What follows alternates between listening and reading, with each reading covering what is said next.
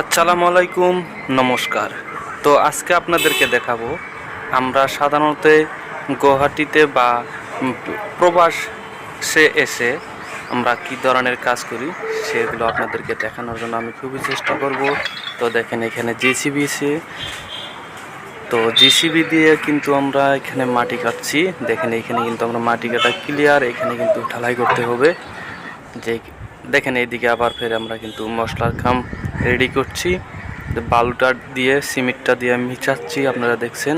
আবার এইদিকে জিসিবি কাম করতে আছে।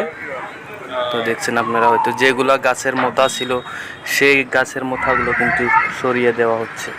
এইখানগুনে ব্লেক একটা জায়গায় রাখা হচ্ছে, যেহেতু এইগুলা গাছের মোথা দিয়ে কোনো কাজ বা মাটির তলে থাকলে কিংবা এইগুলো পচে গেলে উপর দিয়ে যদি কাজ করা যায় তাহলে ডেবে যাবে বা ভেঙে যাবে। তো দেখেন বলতে বলতে এইখানেতেই আমাদের ধরেন সন্ধ্যার ওই টাইপে ধরেন আমাদের ঢালাইটা কমপ্লিট হয়েছে।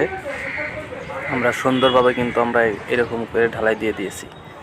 তো দুপুরে আমরা লাঞ্চের সময় তো আমরা ঠিক এরকমভাবে মানে আমরা খানা ছানা খেয়ে আমরা এখানে শুয়ে আসছিলাম, রেস্ট নিয়েছিলাম ফুল 1 ঘন্টা। তো 1 ঘন্টা কিন্তু বলতে বলতেই শেষ। আবার এখানে কিন্তু আমরা জোড়ার কাম আরম্ভ করছি বা গাঁথনির কাম আরম্ভ করছি। দেখেন আমরা এখান থেকে কিন্তু ফুল আমরা 10 ইঞ্চি গাঁথছি, 10 ইঞ্চি গাঁথনি দিয়ে এই কাজগুলো করছি। যেহেতু এইগুলো ড্রেন হবো, 5 ইঞ্চি গাঁথনি দিলে ভবিষ্যতে কেক হওয়ার চান্স আছে, সেজন্য আমরা 10 ইঞ্চি দিছি বা ইঞ্জিনিয়ারে 10 ইঞ্চি দিতে বলছে। যাই হোক, আজকের ব্লগটা শেষ করছি, দেখা হবে নেক্সট কোনো ভিডিওতে।